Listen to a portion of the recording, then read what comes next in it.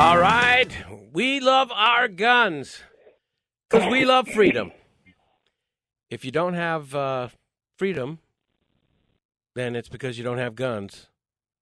People talk about why we're obsessed with guns. It's not an obsession with guns. It's an obsession with freedom.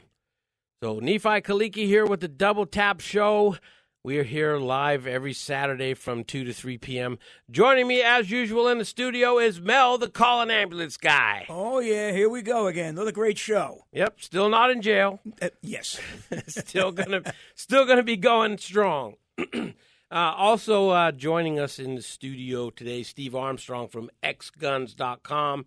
We're going to be talking with him a little bit today as we go in and out about today's subject, which is an important one, and we have a very, very special guest coming on in the second segment, Dale Comstock. Those of you that don't know who that is, better look him up. American badass, former Delta Force. He is a monster, as he likes to describe himself. Very handsome monster, though. So we're going to be talking about being one with your gun. One of the things that really gets me at Vegas CCW, we run classes 4 days a week down there, and I would say 9 out of 10 people, Mel, have the wrong gun. Probably is true. And when you go through the crowd and you ask them, hey, why did you pick the gun you have? And the reasons, I could tell you what all of them are. They would say, oh, well, it came highly recommended.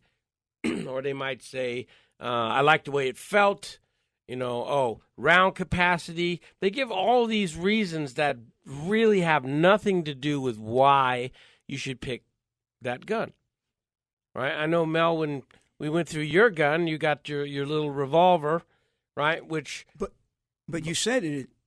I bought that a long time ago, and when you fitted me and told me about it, it was the perfect gun for me.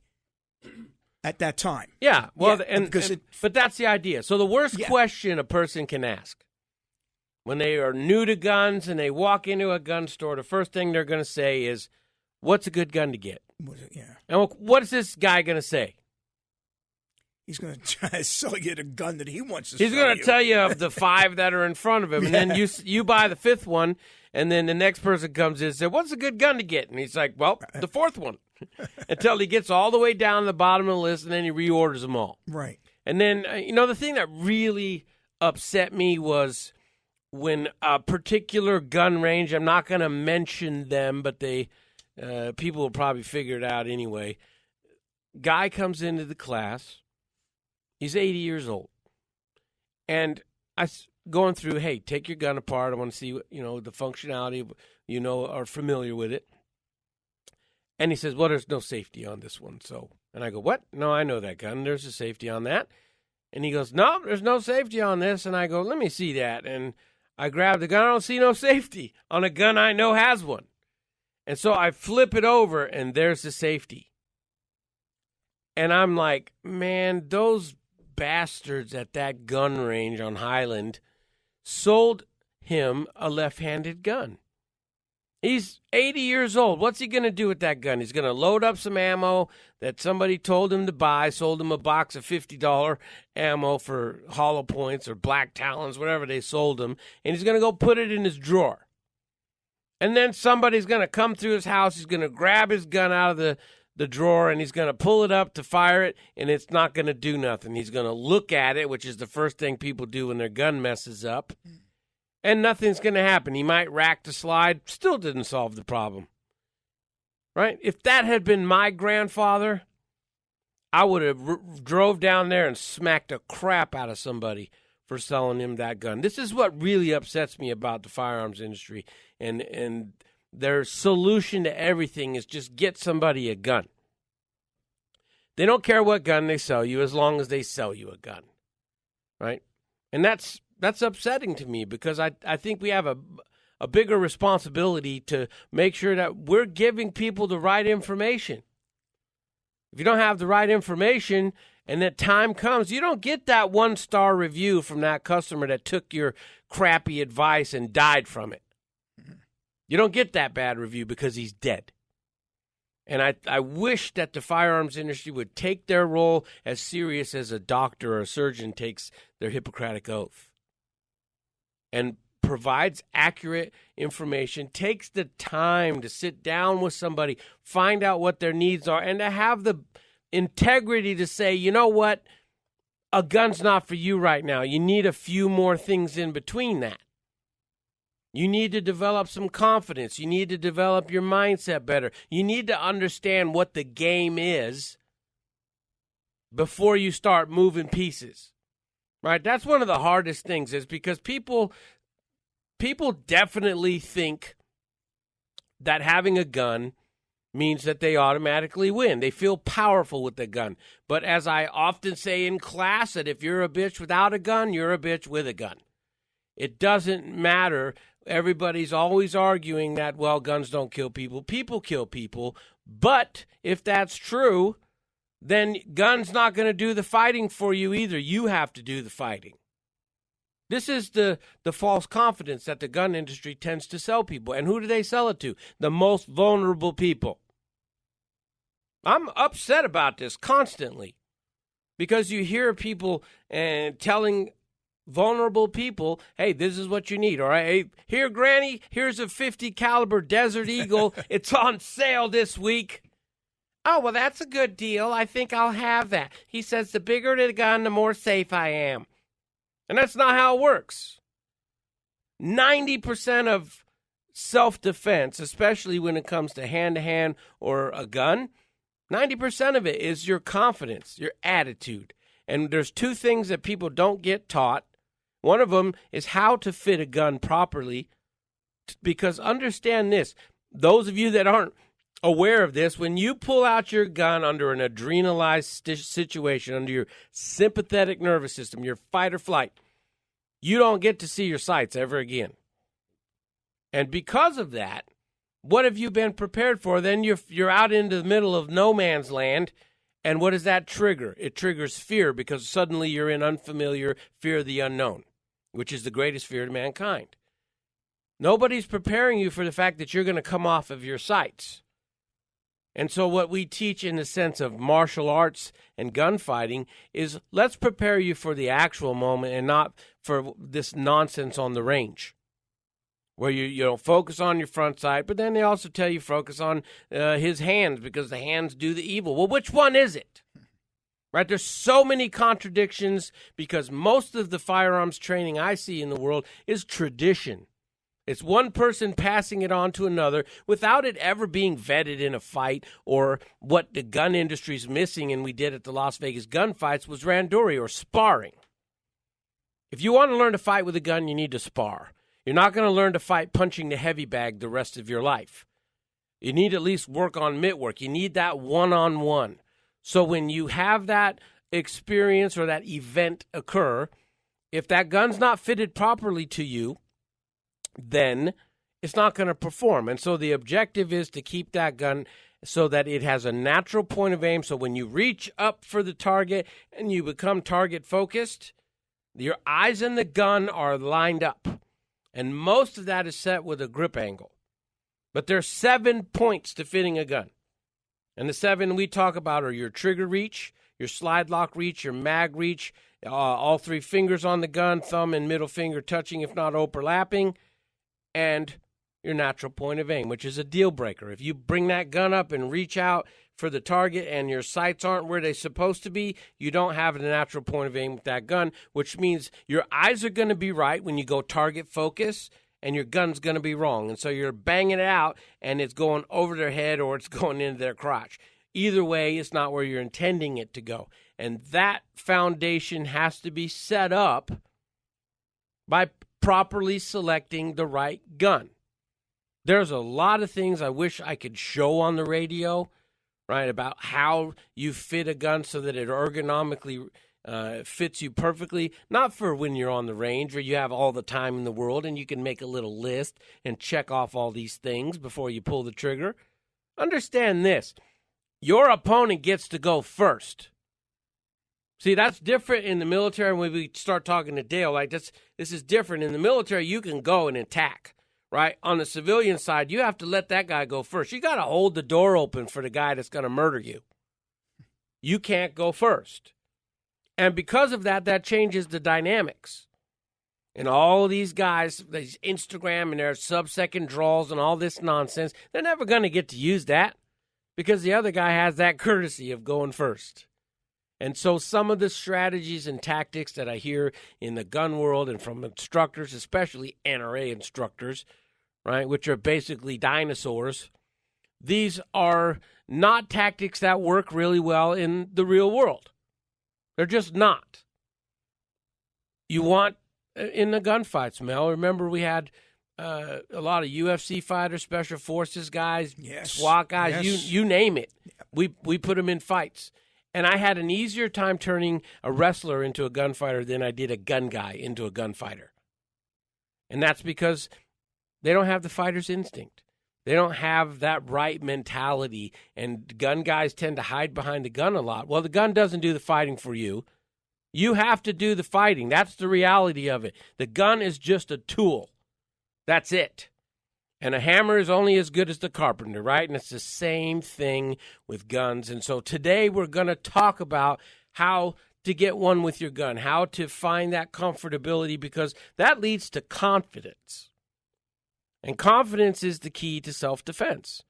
It's also the key to life. It's how you get better opportunities, better pay, and better lay. Everything gets better with confidence. And then you find out nobody's messing with you anymore. And you're like, dang, I took all these classes about self-defense and nobody's messing with me anymore.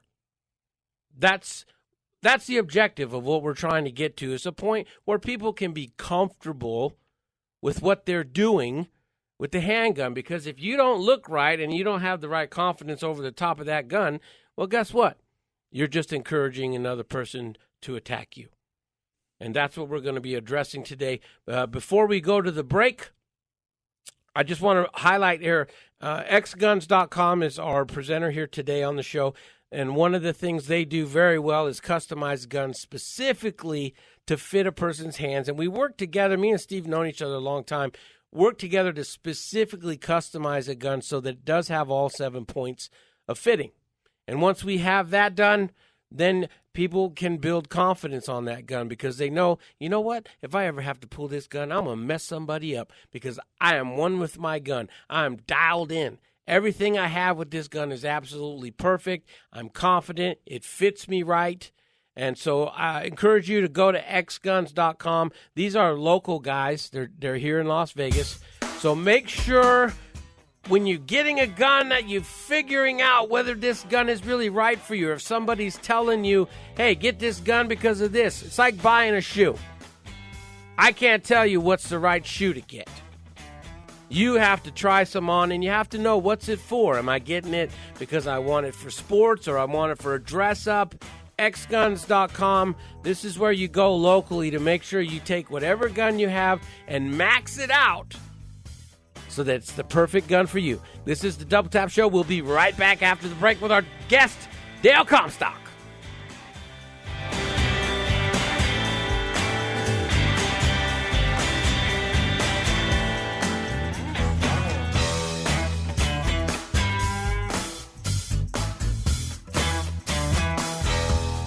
.1015 FM KDON.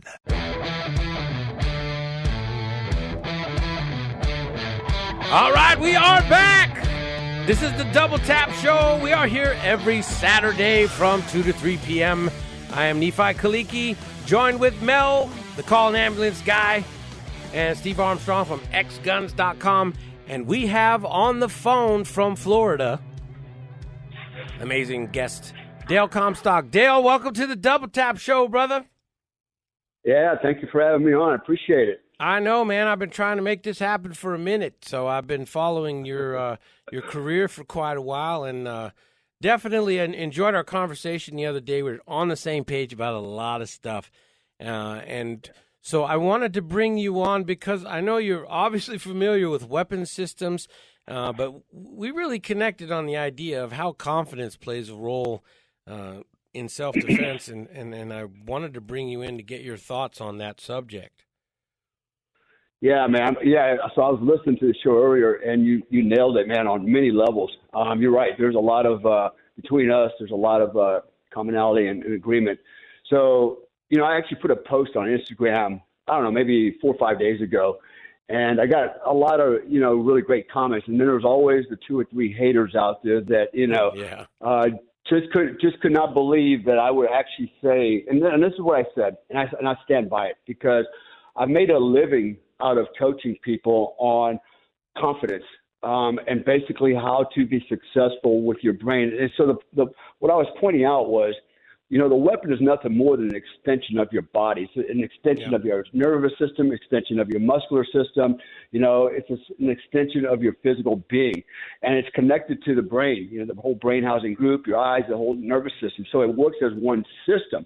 And you made a point earlier about when things go sideways, what happens is you don't pick up the sights, okay? And I was pointing out that, if you practice enough, especially with under 15 meters, you'll end up just point shooting or instinctive shooting if you've trained well enough at it. And if you're trying to pick up your sights at under 15 meters with the guy that actually got the go button first, you're going to lose, because for you to pick up your sights, apply all the combat fundamentals of marksmanship, it's like reading the manual as you're going to take the shot. Okay, step 1, step 2.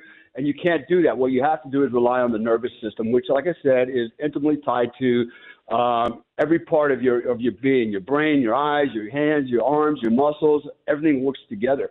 And I made the point that, really, in the end of the day, the real weapon is your brain.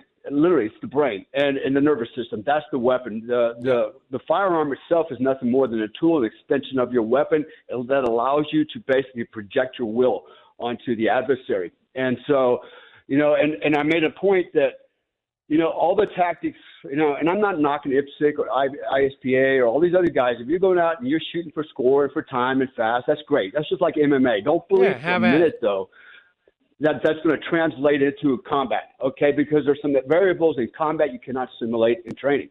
And I'm here to tell you, I've got many years at this, and I can tell you there are these variables that you cannot replicate on a range that are going to happen for real, okay? And you mentioned the fight or flight reflex.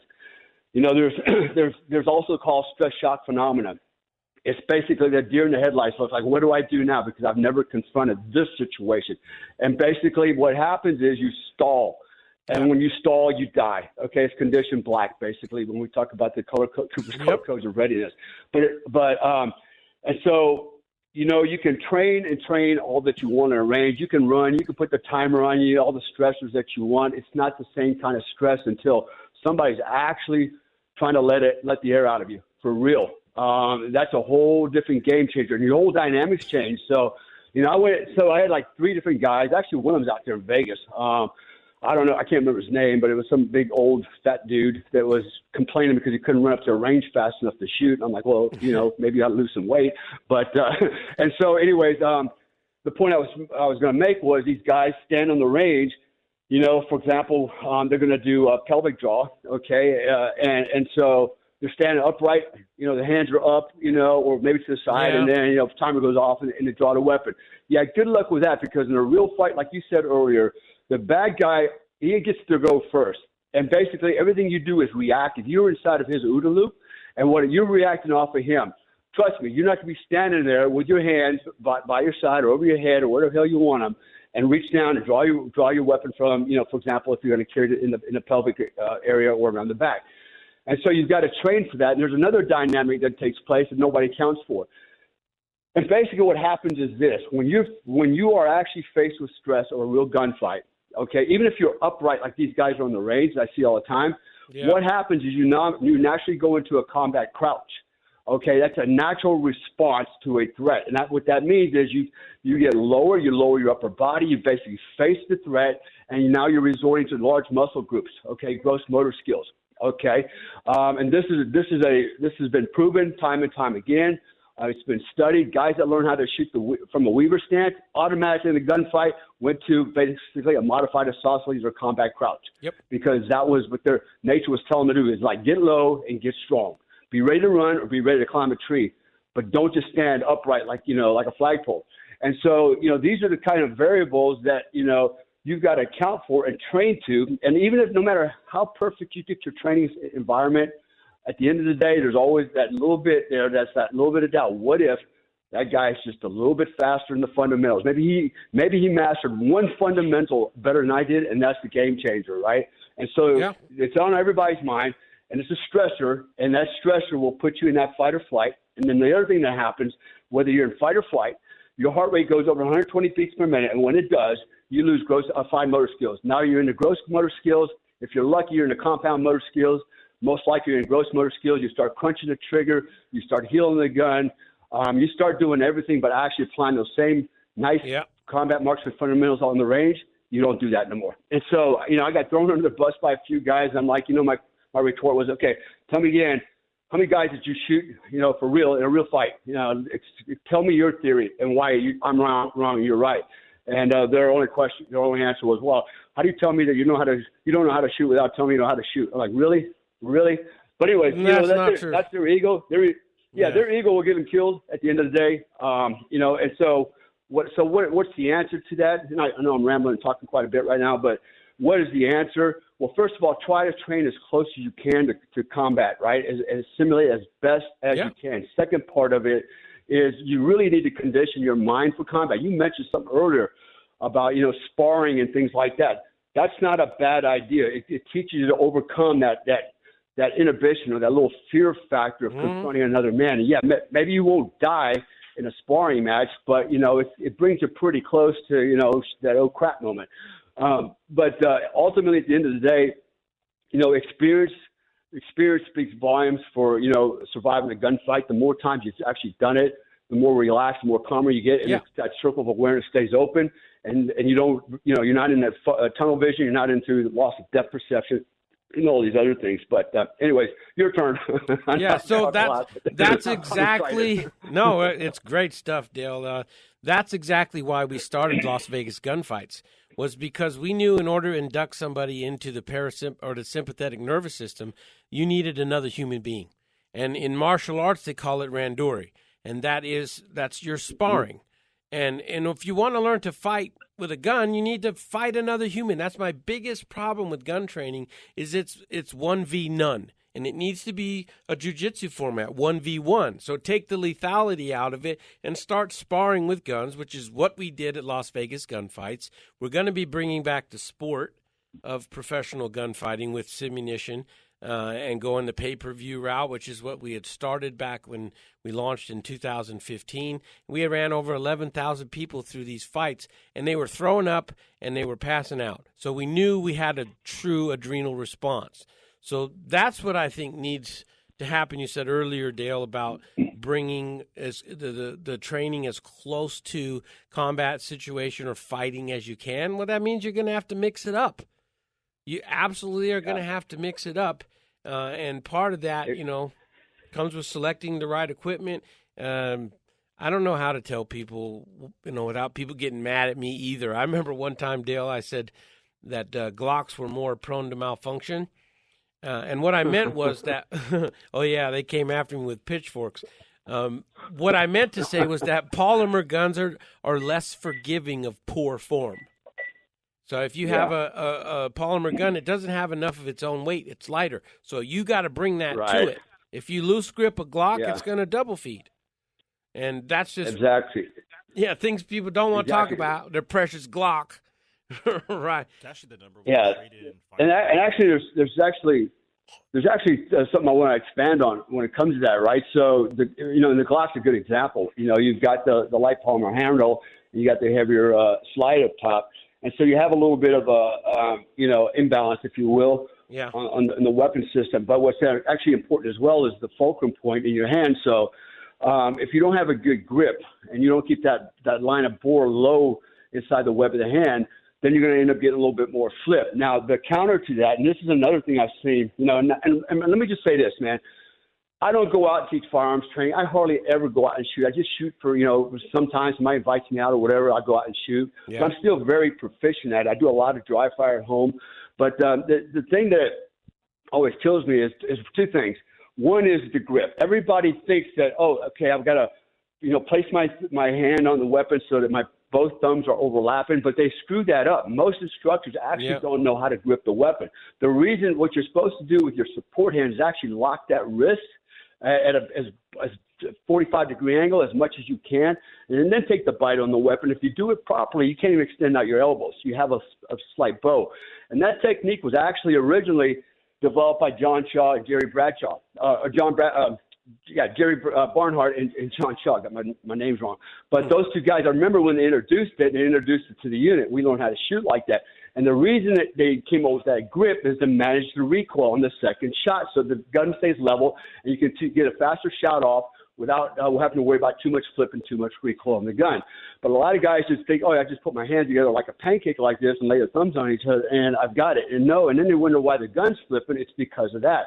I found that when I teach students, particularly, especially like women are great students. If they never shot before, they leave their egos at home because they actually didn't have one to bring to begin with.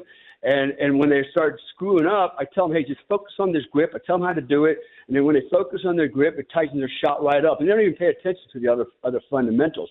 The other problem is guys show up on the range and they right from day one, they want to shoot like Wyatt Earp. And, and I have to keep telling guys, listen, man, advanced techniques are the basics mastered. If you want to impress me, shoot slow and shoot smooth all day long. I don't care how slow and smooth you shoot, as long as you're doing that over and over, because what you're doing is developing the nervous system, okay? Yep. It's like in martial arts. You're developing form, okay? Form facilitates function. When you have good form, the speed will naturally come. Yes. And, and it's just so frustrating when guys come out there and they want to learn all the sexy stuff, and this is why I pointed out in my Instagram account, it don't matter. I said, what's the point of shooting double X's at 15 meters at a moving target and you're moving?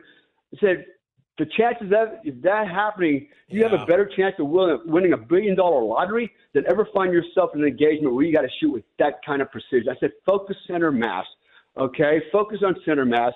Focus on compound motor skills. That is, moving your large muscles and combining with your fine motor skills, your trigger press.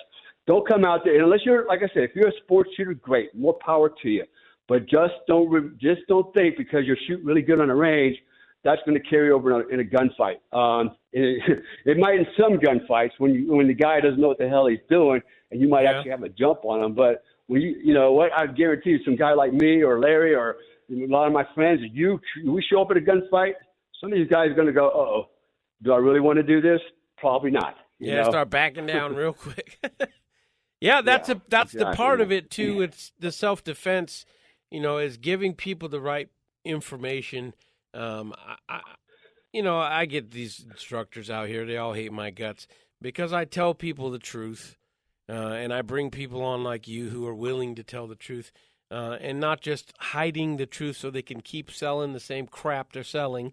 Exactly. Exactly. It's frustrating for me, definitely. And I was actually accused of that. It's like, oh, you're just trying to, you're peddling old, whatever it was, 80s or 90s techniques, blah, blah, blah, and you're just trying to sell something. I said, dude, I don't need to sell anything. I live literally in 3 countries, between Philippines, Bali, and Florida. I own company. I do whatever I want. I don't need to sell guns. I'm not interested in that. I'm not trying to sell.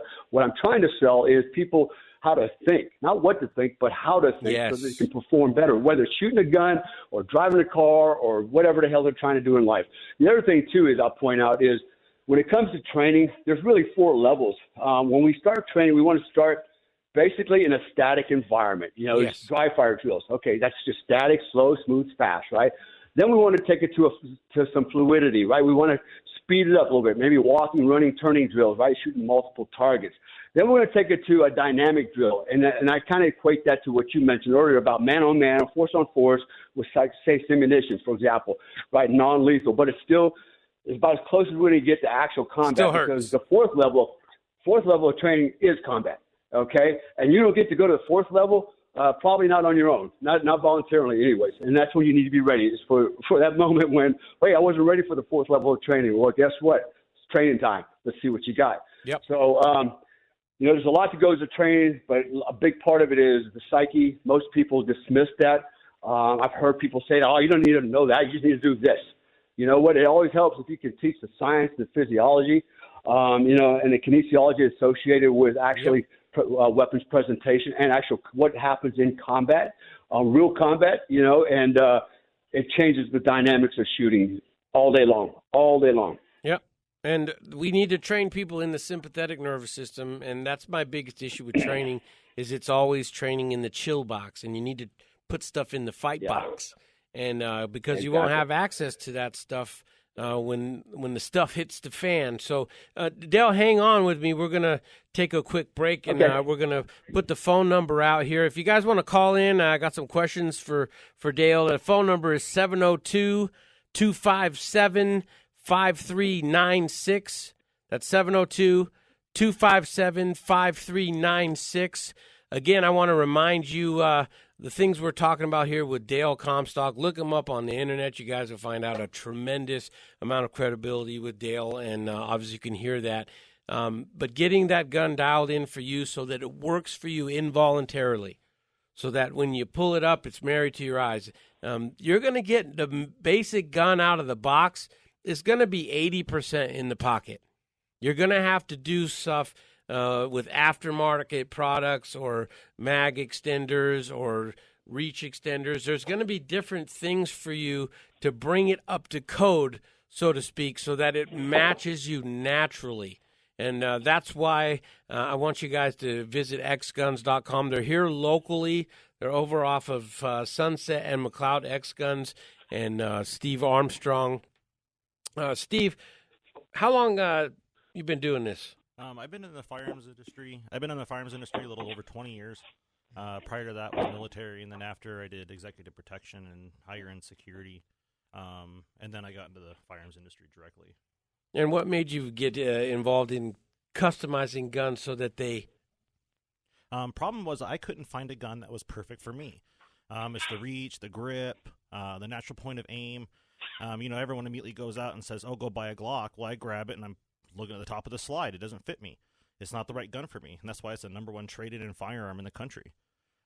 Be careful, Steve, man. People come out here with pitchforks and stuff. Don't talk about the Glock gods. Oh, they've been coming after me forever. Thank goodness they're going to fall apart. It's heresy. Yeah, I mean, it's a decent gun, but the whole reason it's so popular and why so many law enforcement agencies went after it is because they sell them to them for $250.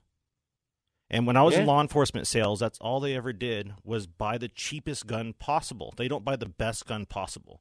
You know, when people are procuring equipment for police departments, they're not paying attention to the quality.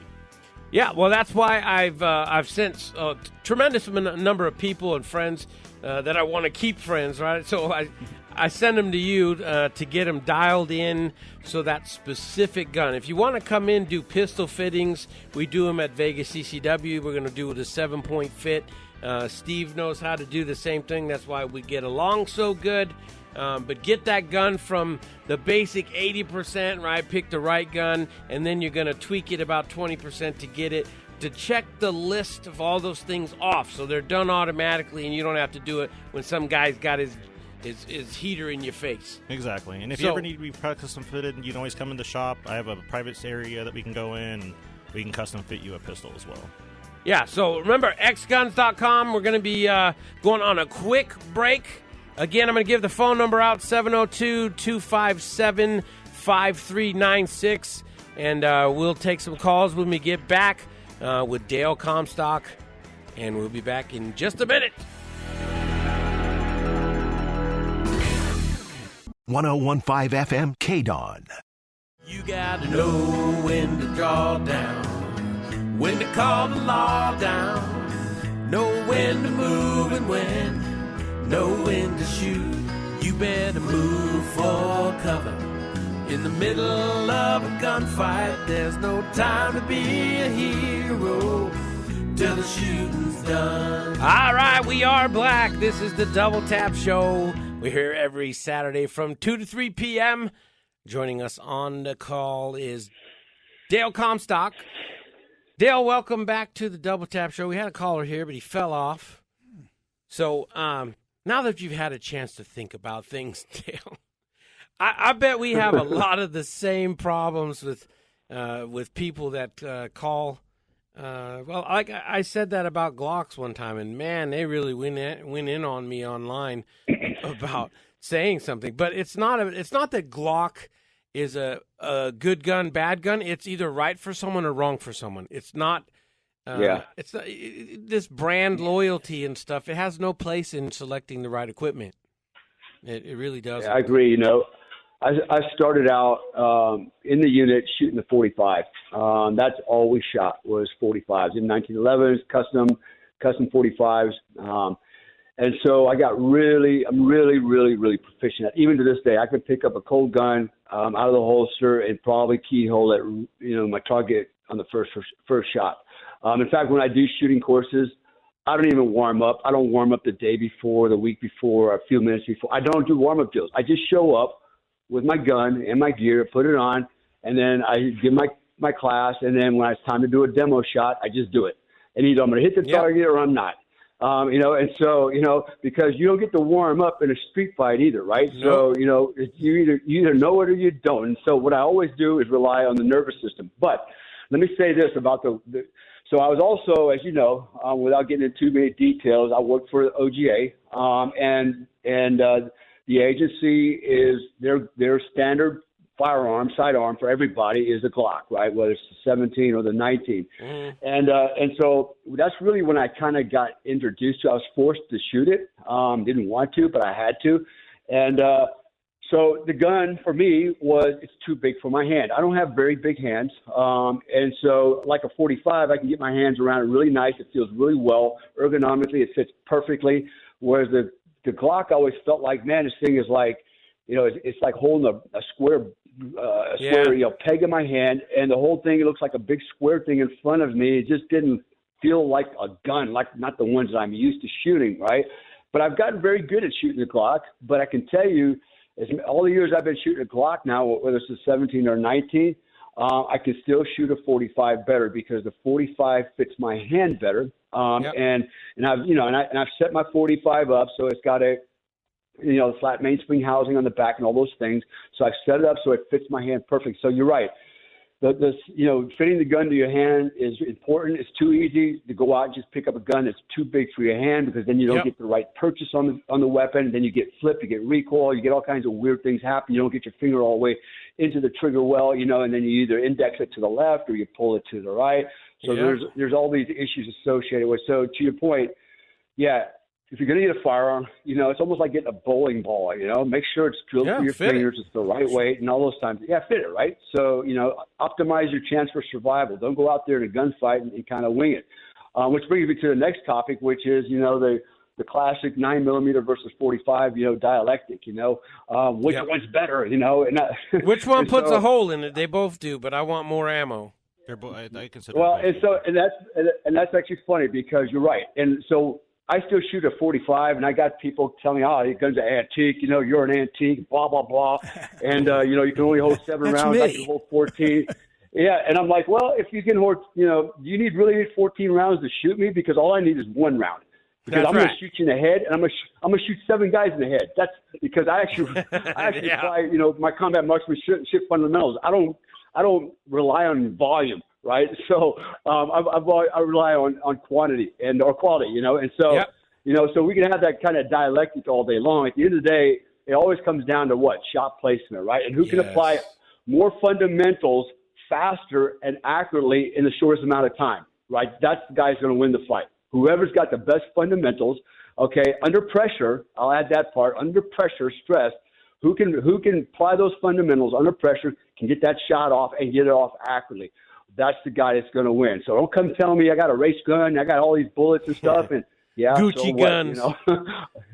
Yeah. And so again, people don't know what they don't know, and we got instructors out there that have zero experience, and they're teaching, they're teaching what was handed down to them, and it sounds like a good idea, but they leave out some important elements, and that is not just, you can't just teach basic fundamentals. You've got to teach the other part, what happens to your physiology and your psychology. Absolutely. In combat. Absolutely. So, Dale, we could talk about this all day long, brother. I'm going to call you a little later and see what we're going to do next time. We're going to wrap it up for the day. But remember, xduns.com, xguns.com is where you go to get your pistol fitted right. As we've been talking about with Dale Comstock today, and with Steve Armstrong from xguns.com. Make sure that you don't just go out and buy a gun because somebody tells you to buy a gun, right? Come see a professional. Come see X-Guns. Come see VegasCCW.com. And we'll get this done for you. We'll be back next week at the same time. This is the Double Tap Show.